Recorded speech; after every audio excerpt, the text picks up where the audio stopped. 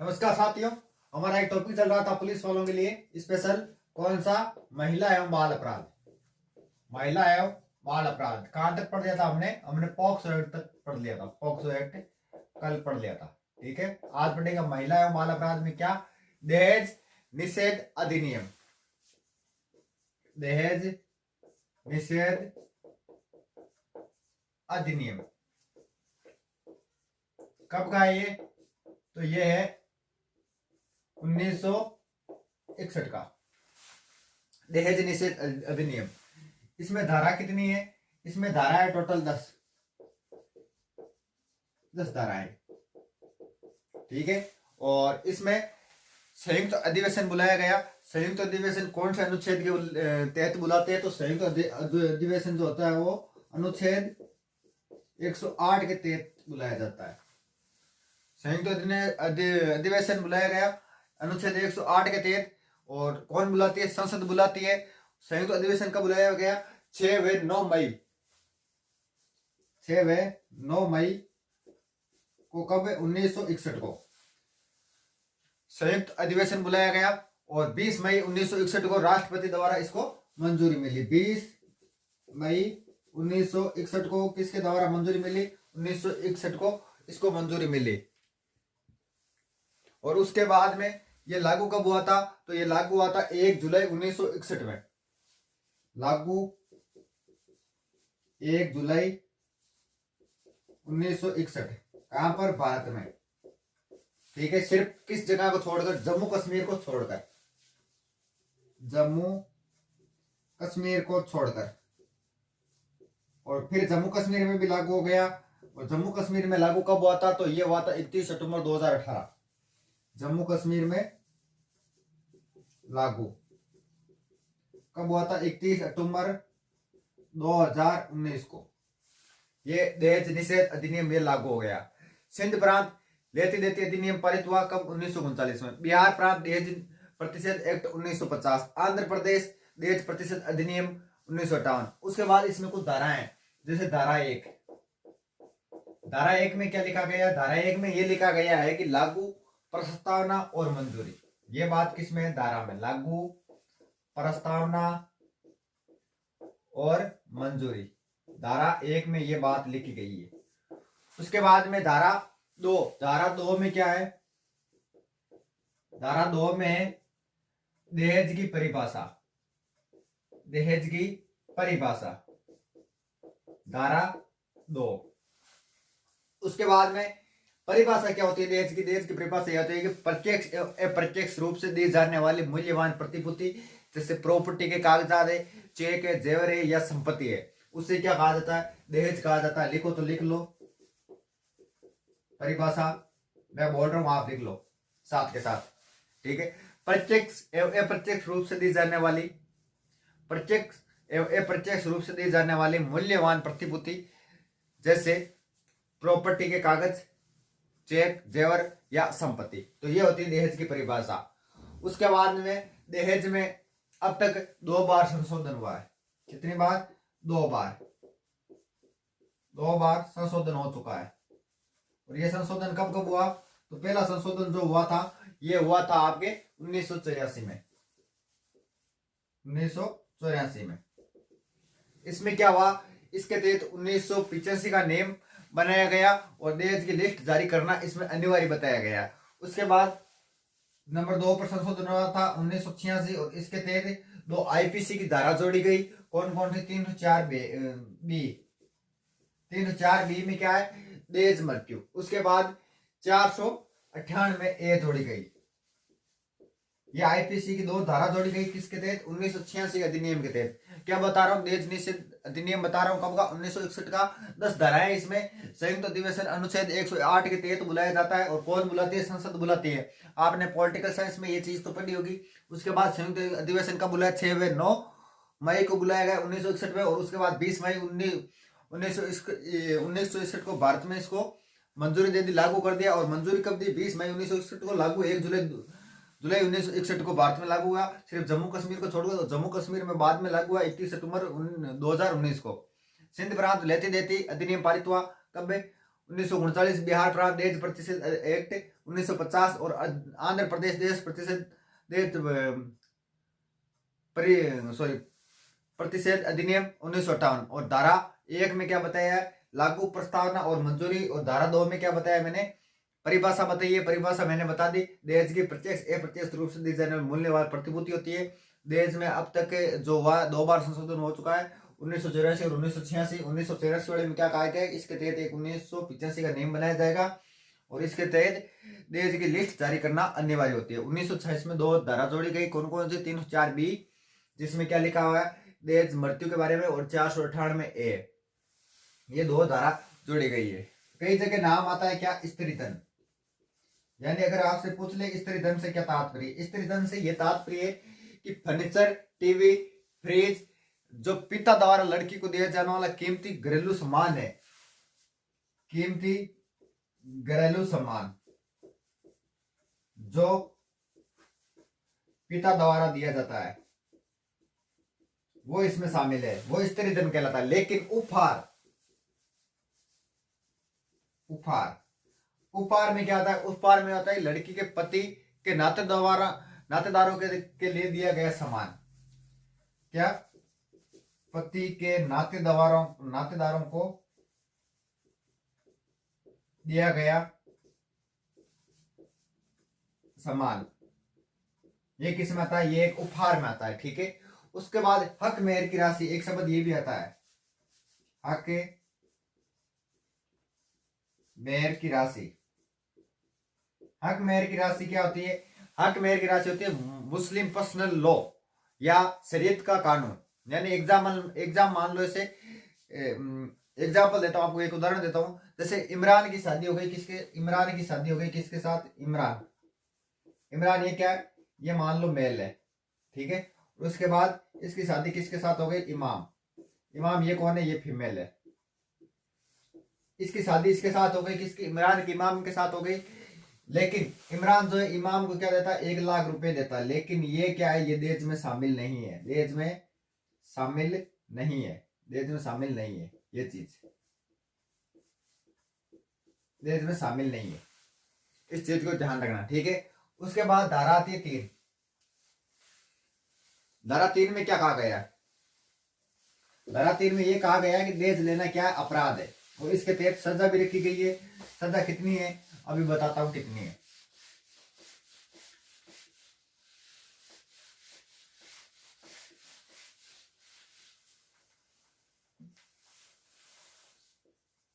धारा 3, इसमें क्या कहा गया है, दहेज लेना अपराध है, दहेज लेना अपराध। और इसके तहत सजा भी रखी गई है। और सजा इसमें कितनी रखी है, न्यूनतम तो 5 साल है। न्यूनतम कितनी रखी गई है, न्यूनतम 5 साल। इसमें साथ का साथ जुर्माना भी रखा गया। और जुर्माना कितना, 15,000, जुर्माना 15,000। ठीक है। और उसके बाद में वस्तु की कीमत या जो राशि में जो ज्यादा होती है उससे ही वसूला जाता है, ये चीज ध्यान रखना। ठीक है। धारा 4, दहेज की मांग करना, तो कौन सी धारा लगेगी, दहेज की मांग करने पर धारा लगेगी 4। दहेज की मांग करना, अगर देखो मान दहेज चाहिए तो धारा कौन सी खाओगा, 4 खाओगा। मैं तो वहां कायदा बताऊं, अपन ना दहेज लेवा ना देवा। ठीक है। इसमें न्यूनतम कितनी है, न्यूनतम 6 माह। न्यूनतम कितनी है सजा इसमें 6 माह है। और अधिकतम कितनी है, अधिकतम है 2 साल, अधिकतम 2 वर्ष। किसमें, धारा 4 के तहत। और जुर्माना कितना रखा गया इसमें जुर्माना रखा गया 10,000 रुपए, 10,000 रुपए। ठीक है। और उसके बाद अगली जो धारा आती है वो 4 है, धारा 4A। धारा 4A में क्या कहा गया, धारा 4A में कहा गया देश संबंधी विज्ञापन पर रोक। यानी कई बार अखबार में आवे ना कि मैंने आ चीज दे दिया, हमारे बेटो कुमार बैठे हुए और इनने देश संबंधी विज्ञापन पर रोक, और हमारे शादी करनी है तो उस पर भी रोक है, उसके लिए भी सजा का प्रावधान है। अगर आप कहीं अखबार पर देते हो कि मेरा बेटा कहाँ लगा है, नौकरी में लगा, अभी अभी नई सर्विस कर रहा है, और उसके तहत अगर आप ऐसी चीज कहते हो कि मैं इतने पैसे लूंगा इसकी शादी करने के लिए, ऐसी चीज अगर कहते हो तो इसके लिए भी न्यूनतम जो है 6 माह की सजा है। न्यूनतम कितनी है? न्यूनतम 6 माह की सजा, ठीक है। और उसके बाद में अधिकतम जो है आप 5 साल भी जा सकते हो, अधिकतम 5 वर्ष भी आप जेल में जा सकते हो, 5 साल। और उसके बाद में इसमें भी जुर्माना रखा गया है। जुर्माना इसमें जो रखा गया वो कितना है? 15,000 रुपये, 15,000 रुपये, ठीक है। और उसके बाद धारा आती है धारा 6। धारा 6, धारा 6 में क्या कहा गया है कि दहेज विवाहिता के अलावा अन्य किसी व्यक्ति द्वारा धारण नहीं किया जा सकता है। यानी दहेज विवाहिता के अलावा अन्य कोई धारण नहीं करता है, अन्य कोई धारण नहीं कर सकता है। क्यों नहीं कर सकता? क्योंकि दहेज पर उसी का हक होता है, दहेज धारण नहीं कर सकता। अगर मान लो दूसरे का हक नहीं होता, ठीक है, अगर इसकी मृत्यु हो जाए मान लो दहेज पर, उसके बाद किसका? लड़की का हक होता है। और लड़की की अगर मृत्यु हो जाए तो संतान का हक होता है। अगर संतान नहीं है तो माता पिता का हक होता है, ठीक है, और किसी दूसरे का हक नहीं होता है। यानी एक लाइन लिख लो आप, दहेज पर लड़की का हक होता है, लड़की की अगर मृत्यु हो जाए तो संतान का हक होता है, संतान नहीं है तो माता पिता का हक होता है। ये धारा किसमें? धारा 6 में। उसके बाद धारा 8, धारा 8 में क्या कहा गया है? धारा 8 में ये बात की गई है, दहेज की घटना के 1 वर्ष भीतर शिकायत दर्ज कराना अनिवार्य है। दहेज की घटना की शिकायत 1 वर्ष भीतर दर्ज करवाना अनिवार्य है, दर्ज करवाना अनिवार्य है। आ कोनी था कि 7 साल पहले अगर कोई 5 साल पहले अगर कोई थाके साथ घटना घटी और अब भी दर्ज करवा रही ना, ये काम होता है। धारा 8B, धारा 8B में क्या कहा गया? धारा 8B में ये कहा गया दहेज प्रतिषेध अधिकारी की नियुक्ति, यानी एक दहेज प्रतिषेध अधिकारी होगा, दहेज प्रतिषेध अधिकारी किसमें? धारा 8 में की नियुक्ति। उसके बाद में अगली जो धारा है वो धारा 9। धारा 9 में क्या कहा गया है? धारा में 9 में ये कहा गया दहेज संबंधी नियम बनाने का केंद्र सरकार को प्रावधान है। दहेज संबंधी नियम बनाने का प्रावधान केंद्र को है, यानी देश से संबंधित कोई भी नियम बनाता तो उसका अधिकार किसको है? केंद्र के पास है, ठीक है। किसमें? धारा 9 में कहा गया है ऐसा। इसका स्क्रीनशॉट ले लो या तो या लिख लो। उसके बाद आगे एक धारा बताता हूं, कौन सी? 10।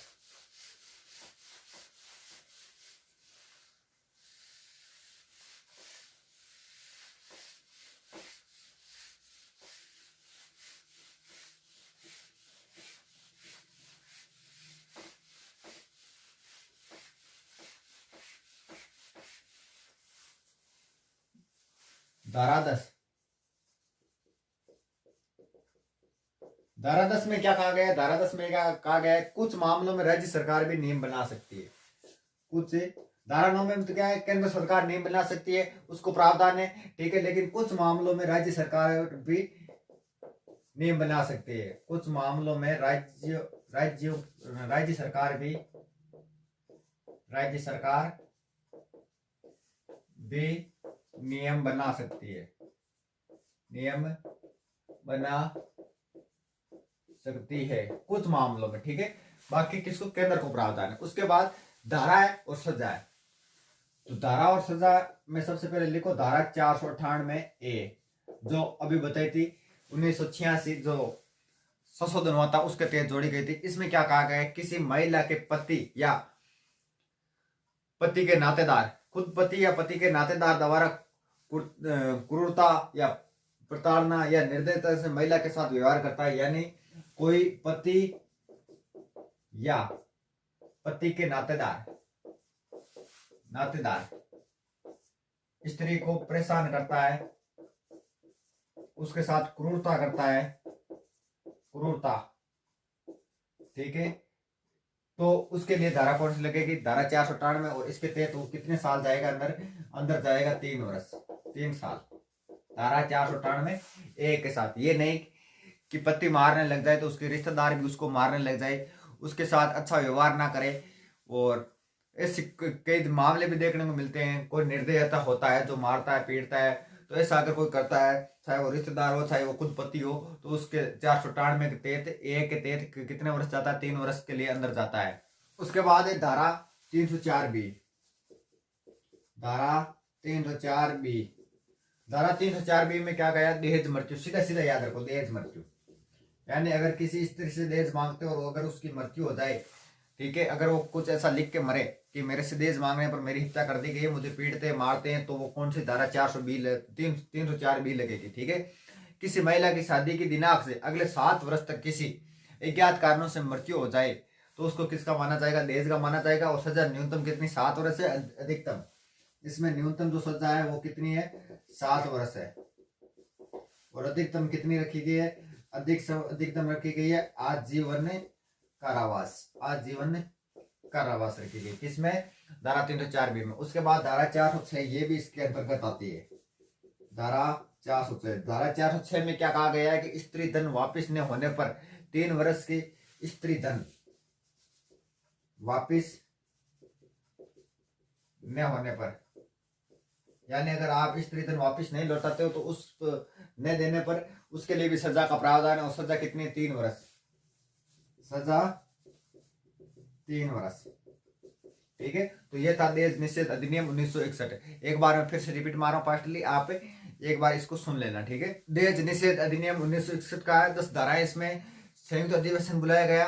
कौन से अनुच्छेद के तहत संयुक्त अधिवेशन बुलाया जाता है? 108 के तहत। और कौन बुलाती है? संसद बुलाती है। उसके बाद संयुक्त अधिवेशन बुलाया गया 9 मई 1961 को बुलाया गया। और उसके बाद 20 मई 1961 को राष्ट्रपति द्वारा मंजूरी दे दी गई। और उसके बाद लागू 1 जुलाई 1961 को भारत में लागू हो गया, लेकिन जम्मू कश्मीर को छोड़कर। और जम्मू कश्मीर में भी बाद में लागू हो गया कब? 31 सितंबर 2019 को सिंध प्रांत लेती देती अधिनियम पारित हुआ 1949। और उसके बाद बिहार प्रांत में दहेज प्रतिषेध एक्ट 1950 का, आंध्र प्रदेश में दहेज प्रतिषेध अधिनियम 1958 का। उसके बाद इसमें कुछ धाराएं, धारा 1 बताई थी। धारा 1 में क्या है? प्रस्तावना, मंजूरी और लागू। धारा 2 में दहेज की परिभाषा है। परिभाषा क्या होती है? प्रत्यक्ष अप्रत्यक्ष रूप से दी जाने वाली मूल्यवान प्रतिभूति, जैसे कागज है, प्रॉपर्टी के और चेक है, जेवर है, ये या संपत्ति है, ठीक है। देश में अब तक 2 बार संशोधन हुआ। एक 1984 में हुआ, इसके तहत 1985 का नियम बनाया गया। और उसमें क्या कहा गया कि देश की लिस्ट जारी करना अनिवार्य होता है। और उसके बाद 1986 में 2 धारा जोड़ी गई, 304B और 498A। ये दोनों यहाँ लिखी हुई है, देख लो, ठीक है। धारा 304 में क्या है? धारा 304 में दिया है दहेज मृत्यु। और उसके बाद धारा 498 में क्या? पति या पति नातेदार द्वारा अगर कोई परेशान करता है, क्रूरता करता है, तो उसको भी सजा है, ठीक है। या कोई गाली गलौज करता है, उसके साथ अच्छा व्यवहार नहीं करता है, तो वो कौन सी धारा में आता है? धारा। उसके बाद में मैंने बताया था स्त्रीधन। स्त्रीधन क्या होता है? फर्नीचर है, टीवी है, फ्रिज है, पिता द्वारा लड़की को दिया जाने वाला कीमती घरेलू सामान होता है। उसके बाद उपहार क्या था? उपहार ये होता है कि लड़की के पति नातेदारों के लिए जो दिया गया सामान है उसे क्या कहा जाता है? उपहार कहा जाता है। हक मेहर की राशि, मुस्लिम पर्सनल लॉ या शरीयत का कानून। इसमें क्या होता है? अगर कोई पति जो है पत्नी को अगर कोई राशि देता है, मान लो 1 लाख रुपए देता है, तो उसको वो दहेज में शामिल नहीं होता है। उसके बाद धारा 3 में क्या? दहेज लेना अपराध है। इसके लिए सजा भी रखी गई। सजा न्यूनतम 5 साल की और अधिकतम कितनी रखी गई है? इसमें जुर्माना भी रखा गया, कितना? 15,000 रुपए। और या वस्तु की कीमत या जो राशि या वस्तु में से जो ज्यादा होती है उससे वसूला जाता है। उसके बाद धारा 4 में क्या है? दहेज की मांग करना, न्यूनतम 6 माह की सजा, अधिकतम 2 साल की, जुर्माना 10,000 रुपए। उसके बाद में क्या बताया? धारा 4A दहेज संबंधी विज्ञापन पर रोक है। न्यूनतम इसमें सजा 6 माह की, उसमें अधिकतम कितनी? 5 साल की और जुर्माना 15,000 रुपए। उसके बाद धारा 6 के अंतर्गत क्या बताया? दहेज विवाहिता के अलावा अन्य किसी व्यक्ति द्वारा धारण नहीं किया जाएगा। दहेज पर हक किसका होता है? लड़की का होता है। अगर उसकी मृत्यु हो जाए, ठीक है, तो उसकी संतान का हक होता है। अगर संतान नहीं है तो माता पिता का हक होता है। धारा 8 के तहत क्या बताया था? धारा 8 के तहत बताया कि दहेज की घटना के 1 वर्ष भीतर शिकायत दर्ज करवाना अनिवार्य होता है। और धारा 8B में क्या बताया था, दहेज प्रतिषेध अधिकारी की नियुक्ति है उसमें। धारा 9 में क्या बताया, दहेज संबंधी नियम बनाने का सिर्फ केंद्र सरकार को प्रावधान है। और धारा 10 में क्या बताया था, कुछ मामलों में राज्य सरकार भी नियम बना सकती है। उसके बाद में एक धारा 498 बताई थी, किसी महिला के पति या पति के नातेदार द्वारा क्रूरता, प्रताड़ना या निर्दयता से महिला के साथ व्यवहार करता है तो उसके लिए भी सजा का प्रावधान है, और सजा कितनी है, 3 साल की है। उसके बाद धारा 304 भी बताई थी, इसमें क्या, दहेज मृत्यु है, किसी महिला को शादी के दिनांक से अगले 7 वर्षों तक किसी अज्ञात कारण से मृत्यु हो जाए तो न्यूनतम सजा 7 वर्ष के और अधिकतम आजीवन कारावास से। उसके बाद धारा 406 बताया था, लास्ट बताई थी कौन सी, जिसमें स्त्री धन वापिस न होने पर 3 वर्ष की सजा का प्रावधान है। उसके बाद अगला जो नियम पढ़ेंगे वह बाल श्रम निषेध एवं नियमन संशोधन अधिनियम 2016 का।